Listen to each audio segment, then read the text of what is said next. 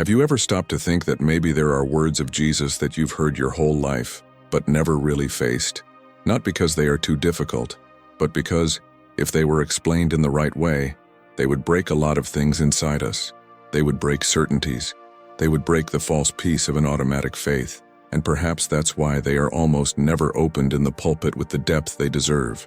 Because there is a phrase from Jesus that is almost never explained. And perhaps it is not by chance. I'm not talking about an internet theory, nor about spiritual news. I'm talking about something that is there, in the text, in the words of Christ. A detail that passes like wind between the pages, but that, when you stop and listen carefully, feels like a blade piercing the silence. Jesus talked about people who hear the sound. And this is so strange, so intense, so spiritual, that many prefer to turn it into a quick metaphor and move on, as if it were just a poetic way of saying, God acts in mysterious ways, only not. When Jesus says this, he is touching on a dangerous point, a type of experience with the Spirit that does not fit within systems. It does not fit within institutions. It does not fit within human control. Because think with me, if there is a sound that some hear, then there are people who live in a dimension of faith that is not just belief, not just habit, not just religion. It's perception. It is spiritual sensitivity. It's real life inside. And that bothers you. It's uncomfortable because it exposes the difference between those who only learn to talk about God and those who really were touched by God. It's uncomfortable because it puts light where many people would prefer to keep darkness. It's disturbing because it reveals that the kingdom is not a building. It's not a plaque. It's not a human authority. It's something that blows, that passes through, that calls, that transforms, that no one can tame. And that's where things get serious. Because when Jesus speaks of this sound, he is not inviting you to a more beautiful service. He is messing with the foundation of your soul. He is saying that there is an invisible action happening, a presence that comes, that goes, that moves, that visits, that breaks chains, that most people don't notice. Not because God hides, but because they are too busy repeating formulas, defending doctrines, disputing who is right, while the Spirit passes like wind and they don't even feel it. Over the centuries, much has been wrapped up, smoothed out, organized, to fit into an acceptable format. Deep truths have been reduced to sound bites. Controversial passages were ignored in silence. Intense spiritual visions were treated as exaggeration. And in the name of a faith that seems clean on the outside, they put out what burned inside. Because the truth, when it is truly true, is not used to decorate, and it is used to wake up. And waking up hurts. Waking up is realizing that perhaps you have spent years inside a temple and still haven't heard the sound that Jesus mentioned. And that is why this subject is not just curious. He's dangerous. Dangerous in the spiritual sense. He confronts deception. It separates appearance from essence. It confronts you with the question that no one wants to hear out loud. Is my faith real? Or is it just inheritance? Do I follow the truth? Or do I follow what I was taught not to question? Do I seek light? Or have I gotten used to comfortable shade? Today I want to take you into this mystery with responsibility and fear, because here it's not about inventing something new. It's about facing what was already written and was treated as a detail. Today you will understand who are those who hear the sound and why it bothers them so much. But I need to warn you, if you come just out of curiosity, you might leave feeling uncomfortable, because some revelations don't just inform, they expose. And when the light arrives, the darkness within us begins to scream. So take a deep breath, and don't watch this as just another video. Watch as if you were in front of a door. Because when that door opens, the way you see God and an eternal life may never be the same. And before moving on, I want to ask you something that goes beyond a simple mechanical gesture. I want to invite you to participate in this moment with truth, because this isn't content made to just be watched. It's content made to be answered. If while you heard these words, something inside you moved, if some old spiritual doubt came back to the surface, if some question that you had always kept silent began to take shape, don't ignore it. Write in the comments. Share your spiritual questions. Those that you never had the courage to ask out loud. Those that perhaps no one ever helped you answer. This space needs to be a real place, not an appearance. I also invite you to a deep, personal reflection. Don't respond quickly. Don't write to please anyone. Ask me haphazardly, honestly, what in me was shaken, what belief began to crack, What certainty no longer seems as solid as before? If some conviction of yours has been touched, if something you learned in temples today sounds different, that is not weakness. It can be the beginning of spiritual maturity. And if you feel it in your heart, even make a sincere confession in the comments. Say, "Something in me changed. I had never thought about that. My faith was confronted." This frees you more than you imagine. If this content spoke to you, leave a like, not as support for the channel, but as a sign that this message needs to reach other souls who are also silent. And if you're not already subscribed, consider signing up now, not because there are easy answers here, but because the search here is honest. Activate the bell because the next videos will delve even deeper into this path and perhaps bring answers, or even stronger questions. And finally, share this video with someone, not with just anyone, with someone you know feels like something is missing, someone who attends but doesn't feel it, someone who believes but does not hear. Sometimes a simple share is the push someone needs to start listening to the sound. Now, with all this in mind, it is impossible to move forward without facing directly one of the most enigmatic phrases that Jesus ever uttered. A short phrase, but one filled with a depth that is frightening when taken seriously. It is written in a simple, almost discreet way, as if it could go unnoticed by those who read too quickly. In John 3:8, Jesus says, "The wind blows where it pleases, and you hear its sound, but you do not know where it comes from or where it goes. So is everyone who is born of the Spirit." Note well, he doesn't just say that the Spirit acts. He says that you hear his voice, you hear his sound, but you cannot control, track, predict, or master this movement. And that changes everything. Because hearing a sound is not the same as hearing an explanation. A sound is something that is perceived before it is understood. It crosses the environment, invades the silence, causes a reaction. A sound awakens. A sound bothers you. A sound interrupts. And when Jesus chooses this image, he is not speaking to curious people.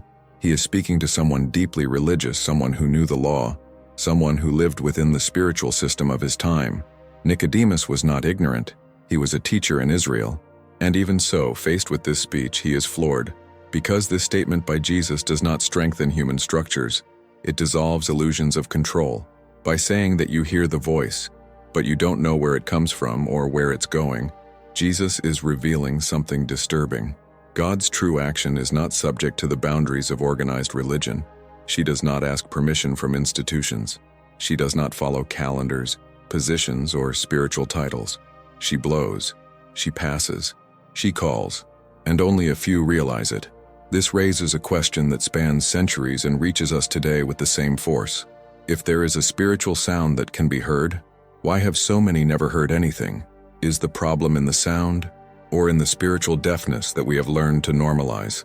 This phrase was repeated countless times in sermons, but almost always diluted, transformed into safe poetry, a comfortable metaphor. Few dare to stay long enough to feel the real weight of what is being said. Because if taken to its ultimate consequences, this word of Jesus suggests that there are people living an experience with God that cannot be taught in manuals, nor transmitted only through tradition. An experience that cannot be inherited, cannot be copied, cannot be faked. Something that happens at the level of the Spirit. Something that separates those who just attend from those who are truly born again. And here the silence begins to become deafening, because this idea directly confronts a faith based only on repetition, on formulas, on external belonging. It forces us to face the possibility that many know the verses, know the songs, know the doctrines, but never recognize the sound as it passed. They were never crossed by that invisible wind that Jesus describes. They have never felt this inner rupture that cannot be explained, only experienced. This is why this verse is so uncomfortable when it is left to speak for itself. He offers no easy guarantees. It doesn't point to a method. He doesn't say, do this and that. It only reveals a profound spiritual reality. God acts in a sovereign, living, unpredictable way, and those who are touched by this action carry something that cannot be explained with human words. You notice, you feel, you listen, but you can't control it. And then the inevitable question begins to echo, not just in the text, but within us. Who, after all, are these people? Who are the ones who really hear this sound? Where are they? How do they live? Why do they seem so rare? And even more disturbing, will we, Have we heard, or have we just heard about it? Before we go any further, I want to let this sit inside you for a few seconds. Don't answer out loud now. Just feel the weight of that word. And if something moves inside you, if this passage makes you feel strange, curious, or even uncomfortable, write it in the comments at the end. You can comment something simple like, "That worried me," "That passage has always confused me," or even, "I had never noticed that." You can also write this exact sentence, "I want to hear the sound." This not only helps with engagement, but creates a spiritual record of your search. May this revelation lead you to seek the truth, not in men, but in God Himself. Have you ever seen something similar? Comment below. And if this message spoke to you, sign up to receive more revelations like this. And to understand the real weight of these words, we need to go even deeper, going beyond the superficial translations that soften what Jesus really meant. Because when He speaks of this sound, He is not using a common, casual, randomly chosen term. In the original text, the word used is pneuma. And here something extremely serious happens. Pneuma doesn't just mean wind, it doesn't just mean blowing, and it definitely doesn't just mean a physical noise that the human ear picks up. Pneuma is a word loaded with spiritual layers. It speaks of invisible movement, of living force, of something that cannot be seen, but that is felt. It speaks of the breath of life. It speaks of the spirit that proceeds from God. It speaks of the same essence that at the beginning of everything hovered over the chaos before creation. When Jesus says that pneuma can be heard, He is not describing a common natural phenomenon. He is talking about a spiritual perception, something that cannot be measured with instruments, cannot be recorded with technology, cannot be explained with human logic. That's why reducing this text to "the wind makes noise" is a huge loss, because pneuma is not just wind passing through trees. It is the breath that gives life. It is the spirit that awakens consciences. It is the invisible presence of God acting outside the limits we try to impose. Notice how everything changes when we understand this. Jesus is not saying, "Some people hear a strange noise." He is saying, there are people who perceive the action of the Spirit, even without being able to explain where it comes from or where it is going. They feel when God moves. They recognize when something spiritual happens. They are touched by a reality that does not fit into human words. And this is not something you learn in classes. It is not something that is inherited through religious tradition. It is something that is discerned in the depths of the Spirit. Here is the point that many avoid touching. If pneuma can be noticed, then not everyone notices it. This implies that there is a difference between living an informative faith and living a transformative faith, between knowing about God and experiencing God, between repeating concepts and being crossed by a living presence. And this is deeply uncomfortable for any religious system that is based only on outward behavior, on repeated rituals, on the appearance of holiness. Because pneuma cannot be controlled, He does not obey human agendas. He blows wherever He wants. He visits whoever He wants. It breaks patterns. It dismantles certainties. And perhaps that's why this word is almost never explored in depth. Because when you start talking seriously about pneuma, you have to admit that there are real spiritual experiences that don't pass institutional validation.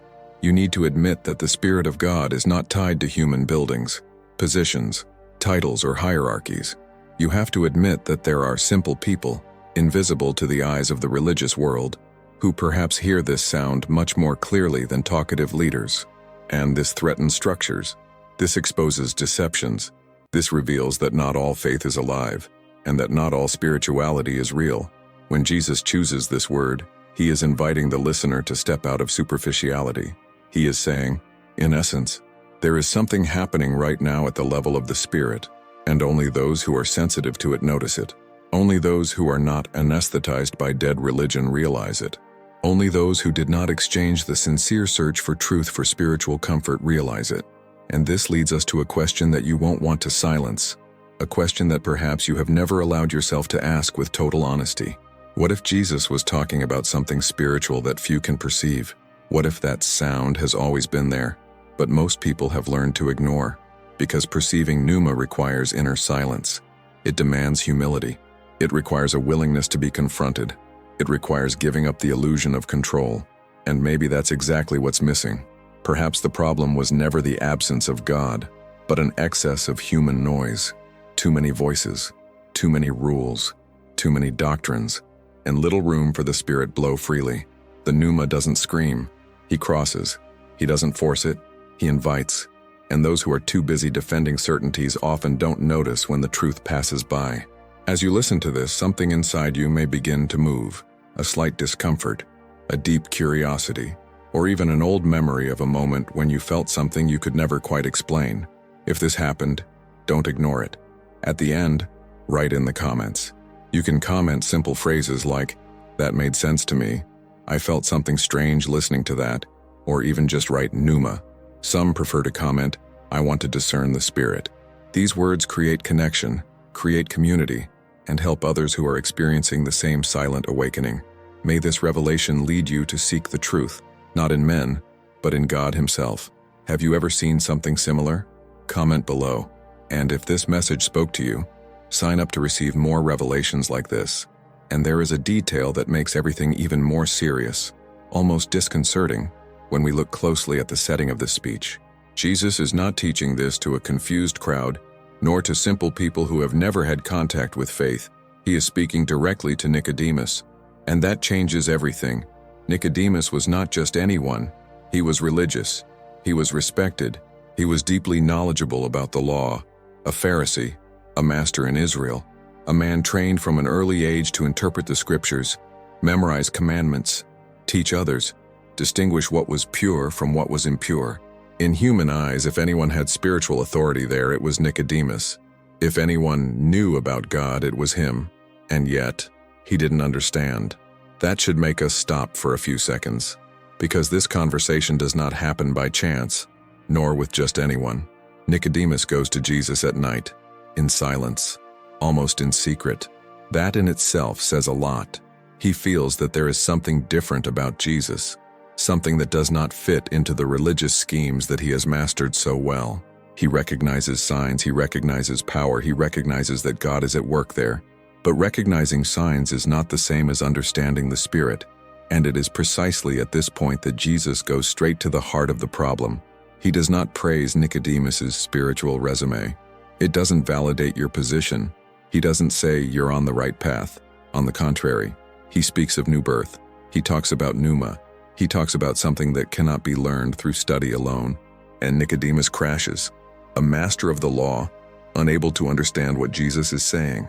A man who spent his entire life teaching others about God, now confused in the face of a revelation that is simple and at the same time, too profound.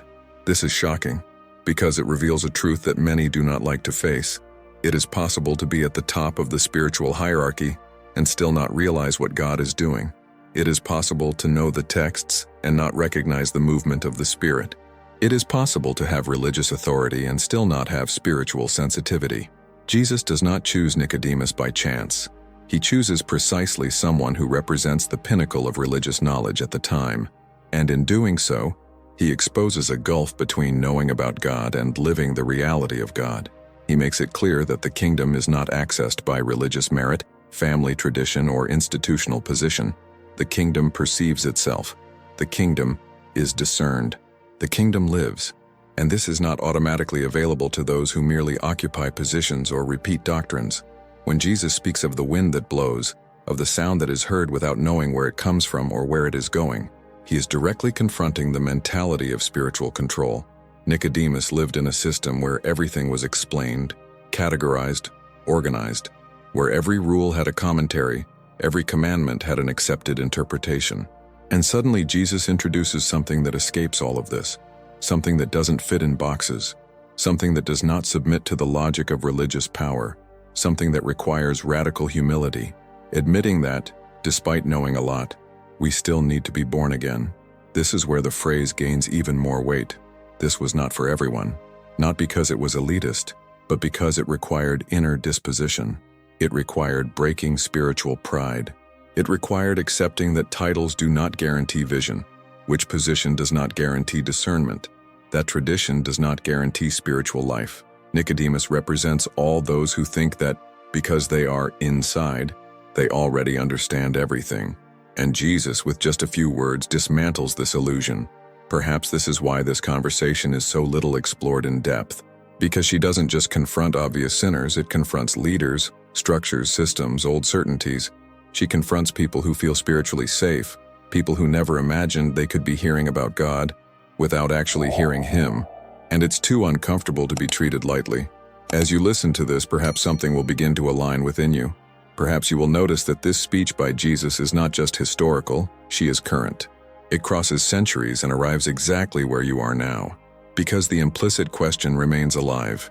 If Nicodemus, with all his knowledge, didn't understand immediately, how many today aren't understanding either? How many are surrounded by religious information, but disconnected from the real experience with the Spirit? How many know how to explain, but don't know how to discern?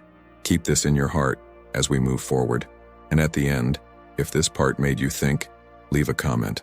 You can write something simple like, "This confronted me," or "I had never seen it from this angle," or even, "Nicodemus is me." These words help more people to recognize themselves in this search. May this revelation lead you to seek the truth, not in men, but in God Himself. Have you ever seen something similar? Comment below. And if this message spoke to you, sign up to receive more revelations like this. And then we come to the point that is perhaps the most delicate of all, because here Jesus' speech stops being just a theological concept and begins to touch directly on the spiritual identity of those who listen. When He speaks of those who hear the sound, He is not describing a specific religious group nor a denomination, nor a people separated by external rules. He's talking about a type of person, an inner state, a spiritual condition. People who in some way develop sensitivity to perceive that which is neither visible, nor measurable, nor explainable by ready-made formulas. People who learn to listen beyond their ears. Those who hear the sound are not necessarily the loudest in faith. They are often the quietest. They are not those who talk most about God, but those who perceive Him most. There is a heightened spiritual sensitivity in them, almost like an internal radar that reacts when something comes from above. They feel when a word doesn't just come from a man's mouth. They sense when a situation carries spiritual weight. They discern when something is in line with truth or when it is just appearance, even if it is beautiful, well-organized, and widely accepted. This inner discernment is not born of human effort, nor of religious merit. It is born from a living relationship with God, a connection that goes beyond rituals, beyond liturgies, beyond inherited customs. These people are not satisfied with just complying with external practices. They want to understand what is happening in the invisible world. They want to know where God is moving. They want to feel the pneuma, not just hear about it. And this completely changes the way they live their faith. Here's a crucial difference that is almost never explained clearly. Hearing with the ears is not the same as perceiving with the Spirit. Hearing with your ears is automatic. Anyone can do it. Just be physically present. Perceiving with the Spirit requires something much deeper. It demands inner silence. It requires sensitivity. It requires a constant willingness not to settle. It takes courage to admit when something doesn't make sense, even if everyone says it does. It requires humility to learn again, unlearn old certainties, and allow God to lead, even when it creates discomfort. Those who hear the sound often feel out of place. They do not fit easily into ready-made speeches. They are often seen as strange, too questioning, too sensitive, but deep down what they carry is spiritual hunger, a real hunger for the truth. They don't just want to know what's right or wrong, they want to understand the heart of God. They are not satisfied with a faith that only works on Sundays. They seek spiritual life in everyday life, in silence, in pain, in doubt, in waiting. And perhaps the most disconcerting thing is this: these people can't always explain what they feel. Just like the wind, they perceive the effect, but cannot pinpoint the origin precisely. They know when something is true, even without knowing how to defend it with long theological arguments. They know when something is false, even if it seems correct in the eyes of many, because the Spirit discerns what the intellect cannot reach. And this does not come from superior intelligence, but from intimacy. When Jesus speaks of those who hear the sound, He is describing people who live in a state of spiritual attention, people who have not anesthetized their conscience, people who still tremble at the possibility of being wrong, people who prefer the uncomfortable truth to the comforting lie, people who understand that God does not reveal Himself just in words, but in movements, in callings, in deep concerns of the soul. Maybe as you listen to this, something inside you will start to make sense. Maybe you realize you felt something like this before but didn't have the language to explain it. Car. Maybe you remember moments when something touched you deeply, but no one around seemed to notice. Maybe you were taught to ignore it, to call it emotion, exaggeration, weakness. But what if it wasn't? What if this was exactly what Jesus was describing? Keep that question alive inside you as we continue. And at the end, if you want, share it in the comments. You can write something simple like, "I feel this," or "I think I have heard this sound," or even, "I want to develop spiritual sensitivity." Some people just comment, discernment, or pneuma. These words help others to recognize themselves on this same path. May this revelation lead you to seek the truth not in men, but in God Himself. Have you ever seen something similar? Comment below. And if this message spoke to you, sign up to receive more revelations like this. And this is exactly where many people feel a tightness in their chest, because the inevitable question begins to appear, even if the person tries to push it away. If this is in the words of Jesus, if this reality of sound and pneuma is so central, so alive, so transformative, why does almost no one preach this directly? Why do so many messages pass through John 3 as if it were just a symbolic explanation about God doing His way, without touching the wound, without facing the spiritual depth that Jesus is revealing? And I want to talk about this carefully with respect, without falling into easy accusations, because this is delicate terrain, but at the same time with honesty, because the truth does not heal when it is decorated. The truth heals when faced. There is indeed an element of doctrinal control that runs through religious history. It's not something new. When an institution assumes the role of guardian of interpretation, it naturally tends to protect what keeps its structure stable. And here comes a point that few people have the courage to say out loud. The deeper a spiritual revelation is, the less controllable it becomes. And the less controllable it is, the more dangerous it seems for those who make a living organizing, classifying, and managing the faith of others. Not because all leaders are bad, but because systems by nature prefer predictability. Pneuma is not predictable. He blows wherever he wants. And that's a problem for any framework that wants to ensure everything follows a script. When you preach a simplified gospel, you deliver ready-made answers. And ready answers are comfortable. They give a feeling of security. Do this, don't do that, repeat this, show up there. But Jesus, in John 3, is not delivering a checklist. He is revealing a mystery, being born of the Spirit. Listen to the sound. Perceive the invisible movement of God. This doesn't fit in the manual. This is not standardizable. This requires inner discernment, real transformation, confrontation with inner darkness, and a journey that often passes through silence and pain. This is too deep for a faith that only wants spiritual Sunday entertainment. And here comes the second point, the fear of deep spiritual interpretations. Because when you open up space to talk about spiritual perception, about discernment, about hearing the sound, you force people to ask themselves, do I have this? Have I ever experienced this? Did I just learn religion? Or was I really touched by the Spirit? And these questions affect the ego. They mess with religious vanity. They mess with the image that many have built of themselves. And they also affect the authority of those who teach, because a person who begins to seek God in a living way does not depend so much on intermediaries. She learns to pray when hungry. She learns to search the scriptures with reverence. She learns to recognize when something is just talk and when there is true anointing. And again, this is not convenient for structures that prefer predictable followers. The third point is simple but devastating. There is a growing preference for easy, quick, sayable messages that don't overwhelm, messages that fit well into minutes, that move without confronting, that give hope without demanding change. But John 3 is not like that. This text is a spiritual earthquake. He doesn't leave you in the same place. He puts light against darkness. He confronts inherited faith. He exposes the mistake of thinking that belonging to a group is equivalent to belonging to the kingdom. He shows that eternal life is not a religious stamp. It is a spiritual reality, and that takes time. It takes depth. It takes courage. In a world where everything is summarized, what is profound becomes uncomfortable. And this is where that phrase gains strength without needing to shout. Not all truth is convenient for institutions. This does not mean that the truth is not in churches. It means that it is often presented in a filtered, controlled, domesticated way, so as not to generate problems. But the true gospel has always generated problems. Jesus always generated problems. He wasn't crucified because he preached comfortable messages. He was crucified because he revealed light where many profited from darkness. He exposed hypocrisies. He dismantled illusions. He called people to real faith, and real faith cannot be controlled by fear. But pay attention. This is not an invitation to empty rebellion. It is not an incentive to despise everything and everyone. It is a call to return to the center, return to Christ, return to text, return to the Spirit.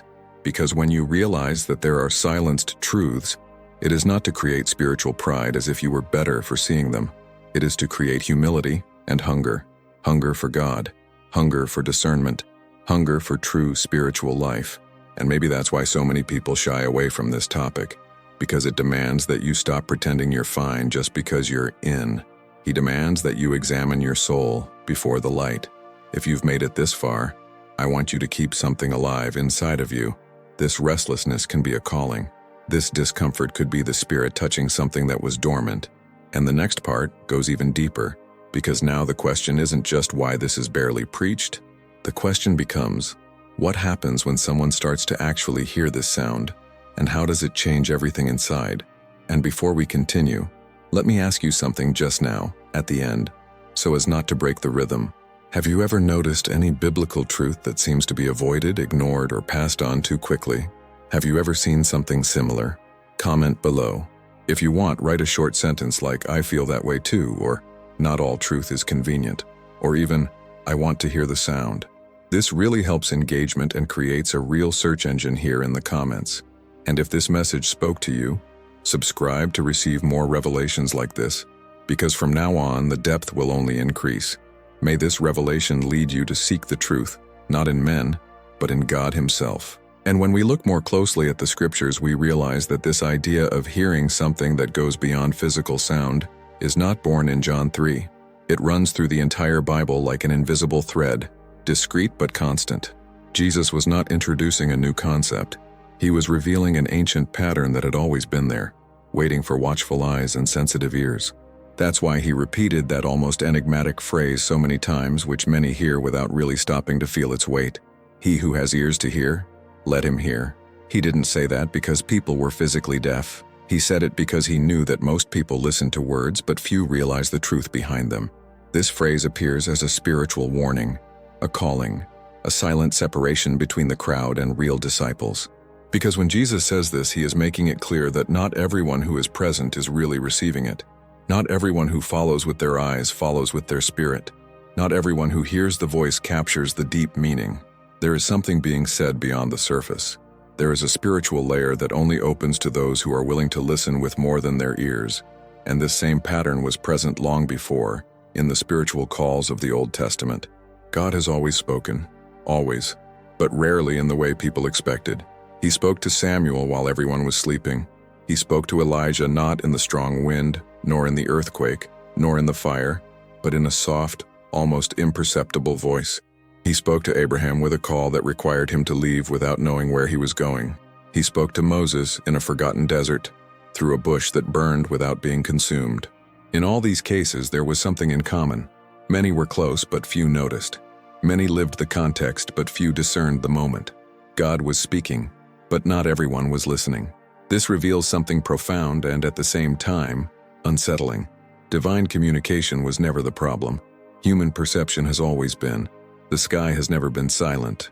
What was often was men's hearts too busy, too hardened, too distracted. The Bible is full of episodes in which God manifests Himself, and most people do not understand. The prophets repeat this countless times. They hear, but they do not understand. They see, but they do not perceive. Not because God failed to reveal Himself, but because revelation requires inner willingness. It requires spiritual sensitivity. It demands a type of attention that cannot be learned through rituals. When Jesus speaks of sound, wind, pneuma, He is placing Himself within that same flow. He is saying, without saying it directly, this has always been this way. God has always spoken, but few have understood. Few recognized the moment. Few agreed to pay the price of listening to something that does not fit into human schemes. Because real listening almost always requires change. It requires leaving something behind. It requires leaving the comfortable place where everyone agrees. And maybe that's why so many people prefer to hear only what confirms what they already believe. Because hearing what comes from God, when it really comes, almost never confirms. It almost always confronts. He calls. It moves, he bothers. It breaks the illusion that we already know everything. That's why Jesus spoke in parables. Not to hide the truth, but to reveal who was really willing to seek it, who had spiritual ears, who was not just spending time in the presence of something sacred but wanted to be transformed by it. This pattern runs through the entire biblical story. No matter the time, no matter the context, there has always been a call, there has always been a voice, there has always been a spiritual sound, and there have always been few who actually responded, not because they were better, but because they were paying attention, because they didn't accommodate themselves, because they did not anesthetize spiritual consciousness with empty tradition, because they kept their hearts sensitive, even when it made them different, lonely, or misunderstood. And when you begin to see this invisible thread connecting Jesus to the prophets to the patriarchs, and all of them to the same spiritual pattern, something begins to align within you. You realize that you are not facing an isolated idea, nor a forced interpretation. You are facing a profound biblical confirmation. God has always spoken, but few have noticed. Few heard the sound. Few discerned the pneuma. Few responded to the call when it came simply, quietly, and powerfully. As we move forward, let this realization mature within you. Don't try to close this now. Don't try to fit everything in at once. Some truths need time to descend from the mind to the spirit. And if, when you hear this, you remember passages, experiences, moments when you felt something similar, keep that. At the end, write in the comments. You can comment, "He who has ears, listen," or "God has always spoken," or simply, "I want to understand." These words help create a space where other people also begin to recognize this hidden pattern. May this revelation lead you to seek the truth, not in men, but in God Himself. Have you ever seen something similar? Comment below. And if this message spoke to you, sign up to receive more revelations like this. And this is where the topic takes on an even more serious, almost uncomfortable weight, because talking about hearing the sound of the Spirit also forces us to talk about the real danger of not hearing. Not as an empty religious threat, but as a silent spiritual consequence, which settles in little by little, almost without being noticed. Because no one wakes up one day saying, "Today I am going to live an empty faith." This happens slowly. First, faith becomes habit. Then the habit becomes routine. The routine becomes customary. And when you realize it, the person continues attending, continues repeating sacred words, continues defending doctrines, but something inside no longer reacts. The sound passes, and she doesn't notice. Empty religiosity is born right there. Not from the absence of God, but from the absence of listening. This is when the person knows the texts, knows the rituals, knows the times, knows the right answers, but has lost spiritual sensitivity. She no longer wonders if God is speaking. She just assumes everything is fine because she is doing her part. But Jesus never spoke of a relationship with God as a mechanical fulfillment. He talked about life, and spiritual life doesn't work automatically. Mechanical faith is perhaps one of the most dangerous forms of spiritual blindness, because it gives the feeling of security. The person prays, but without expectation. Prays, but without presence. Read the Bible, but only to confirm what you already believe. There is no more confrontation, no more brokenness, no more that reverent fear that makes the heart tremble at the possibility of being wrong. Everything becomes protocol. Everything becomes a ready-made language. Everything becomes observable behavior. But the spirit becomes quiet, anesthetized, accustomed to little. And this is how spiritual blindness sets in without noise. It's not like in the movies. It doesn't come with dramatic signs. It comes normally. It comes with phrases like, "It's always been like this." There's no need to complicate things. That's an exaggeration. God understands. And little by little, what should burn inside becomes just a beautiful concept. A person spends years inside the church but never notices the sound. He never discerned the movement of the Spirit, never felt that inner call that uninstalls, that provokes, that transforms. She believes but doesn't listen. She attends but doesn't notice. She repeats but does not live. And then the question that Jesus seems to leave echoing in the background of all this begins to really bother. Are there many people in church, but have never heard the sound? Not because God didn't speak, but because they learned to live in a faith that doesn't require listening. A comfortable, predictable, controllable faith. A faith that does not threaten the ego, does not confront spiritual vanity, does not do profound change. But this faith does not sustain in decisive moments. It does not illuminate when darkness comes. She doesn't respond when the floor disappears. Because it was not born of the Spirit, it was born of custom. This explains why so many people give up silently. They don't fight, they don't confront, they don't make noise. They just cool down. They just move away inside. They are still present physically, but spiritually, they are no longer there. Because they never learned to listen. They were never taught to discern pneuma. They were never invited to develop spiritual sensitivity. They were taught to obey, to repeat, to fit in, but not to listen to God in a living way. And perhaps this is one of the greatest dangers. Confusing religious presence with spiritual life. Confusing activity with intimacy. Confusing human noise with the sound of the Spirit. Because when that happens, a person can spend their entire life defending their faith without ever being transformed by it. You can talk about salvation without experiencing freedom. It can speak of light, living in inner shadows that have never been confronted. As you listen to this, discomfort may arise, a mild or deep discomfort. Don't ignore it. This kind of discomfort is not condemnation. It is an invitation. Invitation to sincere self-evaluation. Invitation to ask yourself without masks, does my faith still react? Am I still moved by the truth? Do I still let myself be confronted? Or did I just learn to function spiritually? Keep that question alive inside you as we go along, because it sets the stage for what comes next. And now, just at the end, I want to invite you to participate in the comments. If something here spoke to you, write it down. You can comment on simple phrases like, "That made me think," "I'm afraid of this mechanical faith," or even, "I want to hear the sound." These words help others who are experiencing the same silent conflict. May this revelation lead you to seek the truth, not in men, but in God Himself. Have you ever seen something similar? Comment below. And if this message spoke to you, sign up to receive more revelations like this. And when we bring all of this to the now, to the time in which we are living, Jesus' message does not lose strength. It becomes even more urgent, because the sound of which He spoke did not remain trapped in the first century, nor did it die with the apostles, nor was it buried along with the history of the early church. The sound still exists. The pneuma still moves. The Spirit still speaks. The big difference is the environment we live in today. An environment saturated with voices, stimuli, information, opinions, disputes, constant noise. There has never been so much human noise, and perhaps it has never been so difficult to hear God. Jesus keeps calling, not in a spectacular way, not with visible effects to impress, but in the same way He always did, in a deep, interior, personal way. Today's call is the same as yesterday, but it finds more distracted hearts, busier minds, more tired souls. We live running, even within faith. We consume spiritual messages like anyone who consumes any other content. We jump from verse to verse, from video to video, from service to service, but we rarely stop to be silent inside. And without inner silence, there is no spiritual listening. Without listening, the sound goes unnoticed. That's why this phrase needs to be said as clearly as possible, without fear of sounding harsh. The problem is not God's silence, it's man's distraction. God hasn't stopped talking. The sky did not close. The Spirit did not withdraw. What has changed is our capacity for spiritual attention.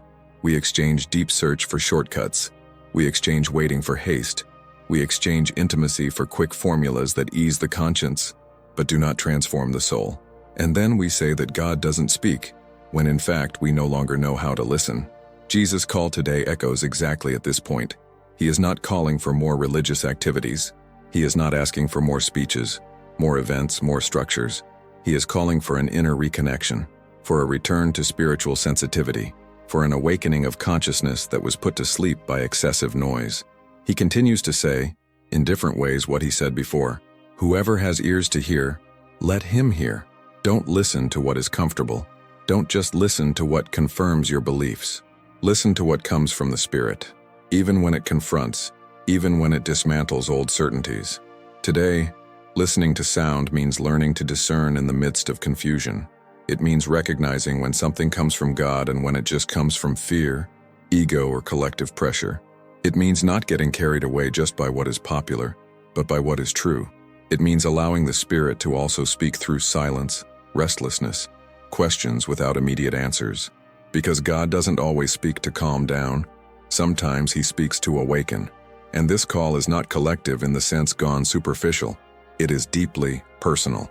Jesus does not call indistinct multitudes. He calls conscious individuals. He calls you to the place where you are now, in the middle of your routine, your doubts, your perhaps tired or confused faith.